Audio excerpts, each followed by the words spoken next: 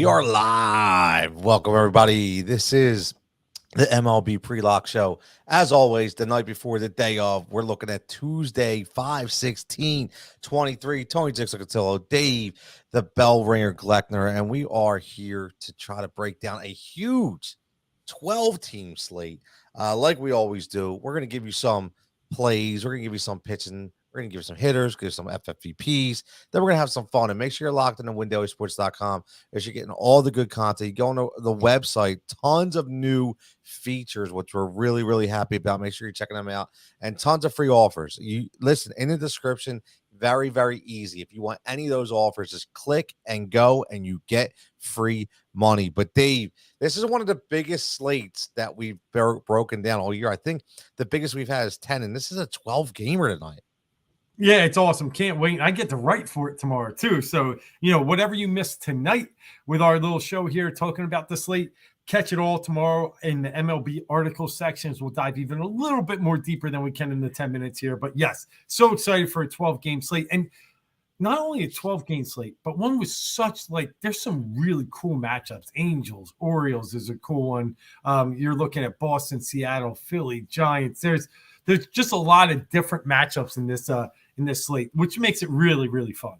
Yeah, it really does. And listen, when we, again, I love it. We, if you listen to us on Sirius on Sunday morning, we broke down the exciting Baltimore Orioles. We just mentioned them again, giving them their flowers, and rightfully so, man. I mean, they are such a young and upcoming team. But Jimmy's already checking in and says, yo, load up on the Rockies tomorrow. It's the Reds. He's always about those Reds, man. What's up, Derek? I would say people should have listened to you today, Jimmy. Jimmy's always in, man. He's always on it. I love it.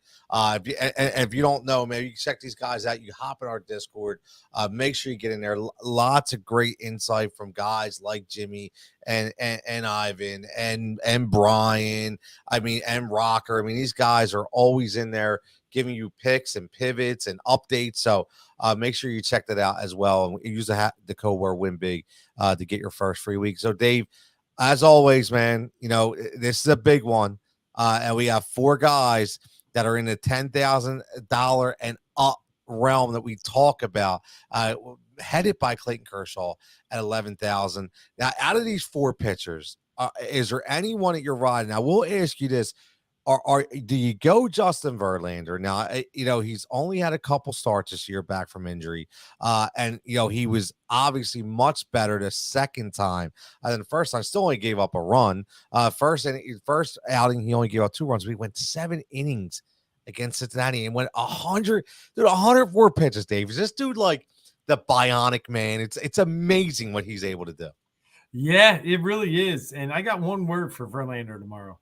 It's nope. I'm out. I don't say that from any term that he's not a great pitcher and all the things you just described. Coming off, such a long, injury-filled preseason, to come out in the second game and pitch like that, got it. But I think there's better pitchers above and below him, and it's just a Rays team that I just don't really want to face. A Rays team that has seen him quite often as he has pitched in the AL over the past few years. So it's more of a note for me. I really love Kershaw, and I do like Gausman a lot. Now, Gausman scares me a tad only from the sense this isn't your Yankees that we were attacking 2 weeks ago. This Yankees team is starting to hit. They've hit guys like Rasmussen, McClanahan recently, and they were back at it again tonight against Manoah. So, but still, Gausman had 40 against them last time, 11 Ks. So he's a guy who's been pitching really, really well. But we've talked about it a lot, Tone. Attacking Minnesota isn't a bad thing. And they still own the worst batting average in baseball. And Clayton Kershaw has been really, really good once again this year with a 2.36 ERA. So I kind of like both guys up top better than Verlander, and that's why it's a note. It's not as much as what he's been doing. I think he'll still do okay. But these other 2 guys, I think, hold a little more value. And, Minnesota killed us. We attacked Minnesota. They give 16 runs, right? You know what I mean? But again, or Stephen G checking this says Aaron Judge is a beast. Hit 2 bombs today, man.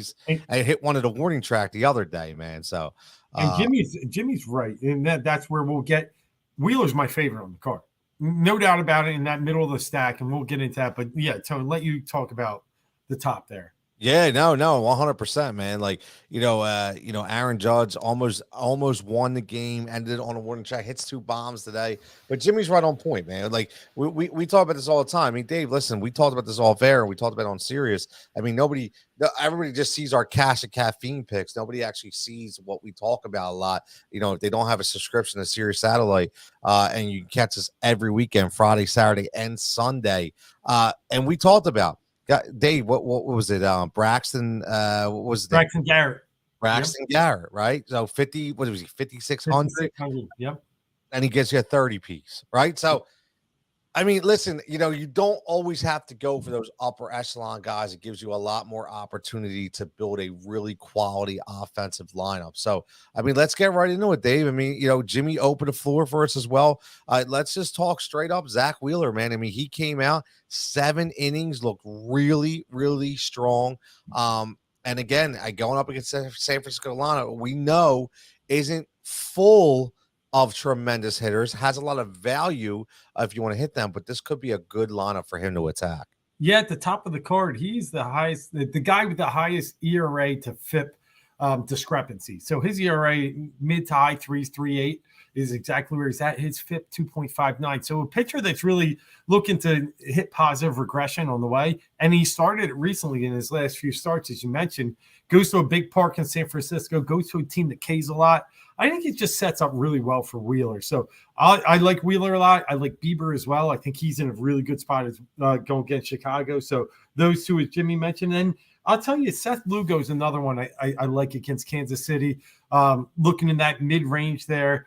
Lugo's been solid this year with the 3.18 ERA and even a batting average balls in play at 325. So it's above where we normally would see. So also signs of some positive regression. And against Kansas City, a team we can attack. They're decent. Don't get me wrong. They're not like the bottoms, but I think Lugo's a nice little play in the middle there too. Yeah, he was my guy, man. Looking at this, you hit the nail on the head. I'm looking and I'm like, I don't want to spend 10 G's, and even 9,500 is a lot of money. A Wheeler, I think, is really good value at 9,200. I think that's a good spot. Or you want to go Shane Bieber at 9,000, right? I mean, that's a good spot. I wouldn't trust Alex Cobb against a Phillies lineup that could be pretty deadly with Bryce Harper exploding and Castellanos hitting very well. Now you got Bryson Stott hitting again. So I pivoted right to Seth Lugo, and I think at home, very, very, very good play here.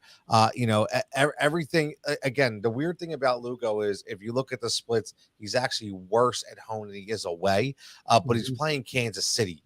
And that lineup it's got a lot of guys who could swing and miss.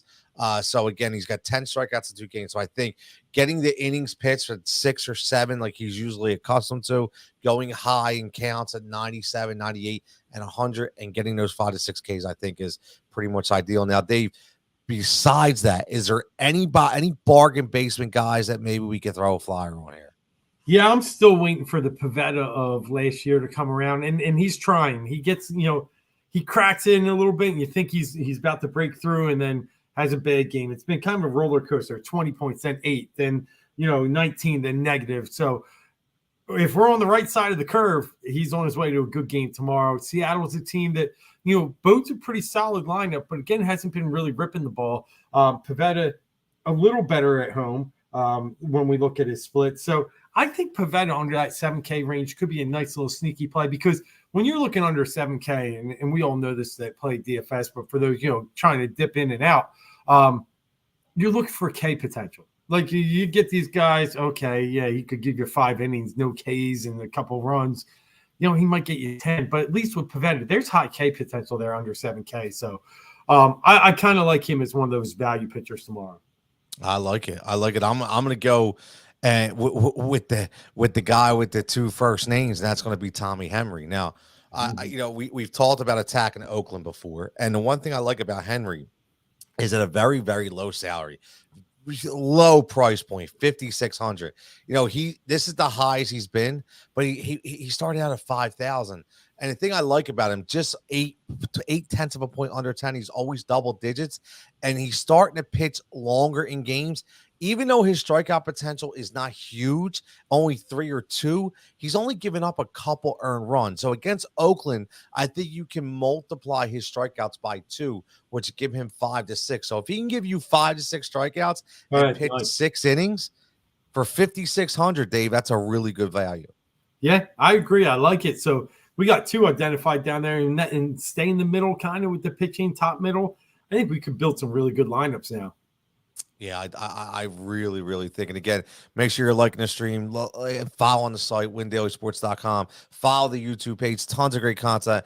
Dave's one of our writers, as always dropping those articles in the MLB Sweet Spot. So make sure you check that out, and make sure you're popping in that Discord. Like I said, there's a bunch of great minds in there helping you getting those numbers right from our optimizers, and you want that. And if you want those optimizers, you can get that for 1 week free right now with the code word Win Big, and everything in our description. If you're a betting person, there's tons of free money available. All you have to do is link and sign up. So Jimmy's already talking FFVPs. I love it. We're going to get to that in a minute.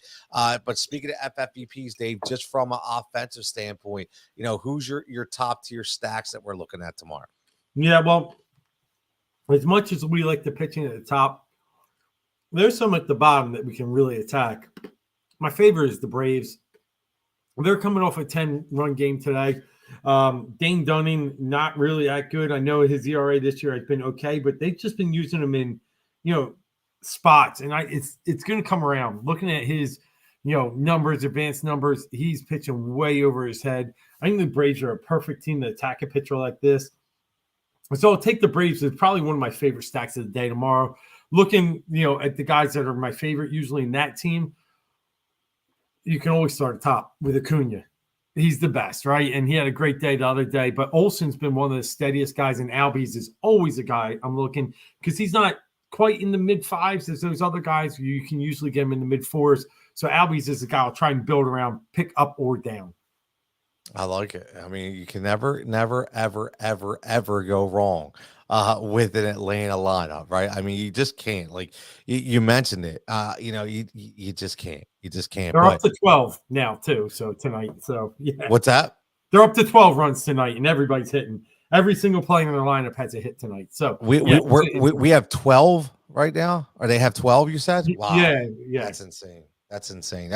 I mean, again, and if you look at it, there is some value in that lineup. Like I always say value, but when you look at this and you say to yourself, okay, maybe I don't want to go Acuna, why wouldn't you? I mean, he just does everything, right? But again, you just mentioned Albies is 4,600. Yeah, Ozuna's been cheap. He had another home run tonight. He's starting to come around. I mean, Harris is back. Yep. Yeah. Yep. I mean, one guy I really like, and I've always liked, is Eddie Rosario. Another guy who gives you that positive point production every single night, man. So, you can get value on the Atlanta Braves. Now, Dave, I'm going to go with your team for my favorite stack. And again, I say that because you brought this team to light, and I'm going to go with Arizona, man. Yes, it's Avon. Yep. Yeah. Avon, we're on the same page. I mean, listen, this is another team. Again, when you can get and Evan Longoria at 3,300. And I know it's not the Evan Longoria of old. I understand. Everybody, I get it. He's only batting 220. It doesn't matter. 2 out of the last 4 games were double-digit point contests, and he's only 3,300. You know what I mean? So, like, you have to understand where to pick your spots. I mean, Christian Walker is a number 4 cleanup hitter on a very good offensive team at only 4,100. He already has 9 dingers, man. So again, these are really, really good plays. So I like Arizona. Now, besides that, Dave, who's next on your list here?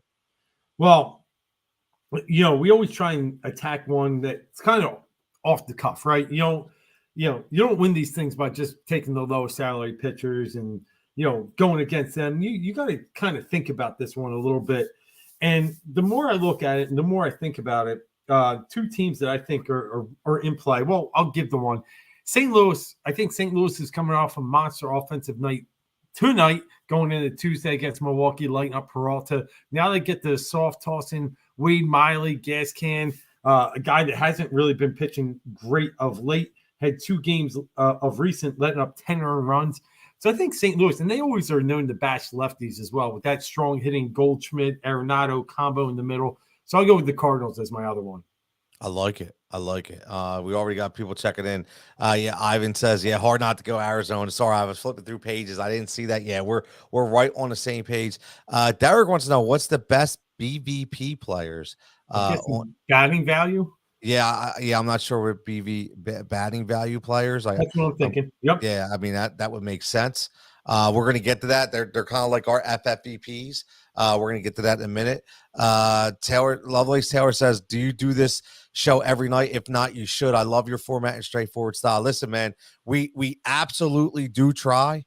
To be honest with you, I'd say, Dave, what do you think? We're like a good 4 out of 5 days. 4 out of 5. Yep. And the weekends we're on Sirius, so we do our shows on Sirius Friday night at 8 to 10, Saturday from 5 to 7, and then Sunday mornings. Let me say this: 7 to 9. That kind of comment motivates us even more. So keep it up, and we'll definitely push for more. But yeah, 4 out of 5. Let's start making it 5 out of 5. I love it. Yeah, and you're right. We like to do the straight style format. I'm not going to sit here, and Dave's not going to say we're not going to go through every lineup and bore you to friggin' death. We're going to give you kind of the centerpieces of what we're looking at, and then you can kind of mix and match. And if you want, which I highly recommend, if you're really into it, you sign up for the membership, you get your first free week and see what we have to offer, and you get all these optimizers and all the articles that we have that kind of break these down even more behind the scenes. So number one, we appreciate you for checking in. If you like and subscribe, we mostly appreciate. So Dave, before we get out of here on some FFVPs, any value stacks that we're looking at for Tuesday slate? Yeah, I mean, you can never go wrong. You guys already mentioned the Arizona. You like Henry, you could get in there with a value stack with Oakland if you want to get a little cheap. Always like the guys up top like Noda and Rooker. So I could see some value in getting against Henry a little bit. But like you said, it's one of those, guy that could get you value pitching. Do you really want to attack him batting? So, take your choices either way on that one. And the only other one we could look at a little bit, Jimmy mentioned it, but Colorado tomorrow. Cincinnati throwing out a young kid coming up from the minors in Brandon Williamson. So Colorado hitting the ball against Hunter Green tonight. I could see Colorado as being a cheap stack. And you could get some cheap players, if we've talked about already, on that team. Yeah, I'm going to go Cleveland because you hate that guy. Lance Lynn stinks. Okay, he stinks. All right, and until he's okay. Bro, come on, man. Like this dude's out there giving up 7 runs to the Royals, right? Come on. I mean, and gives up 2 dingers. Can't even get out of 5 innings against the Royals, man. He is a shell of himself, man. And Cleveland has been batting really, really well, man. I like this. Jose Ramirez has been really good.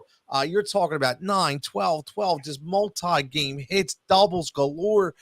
Give me Jose Ramirez, and then give me some value plays, man. Give me a dinger with Josh Naylor. Give me some Rosario.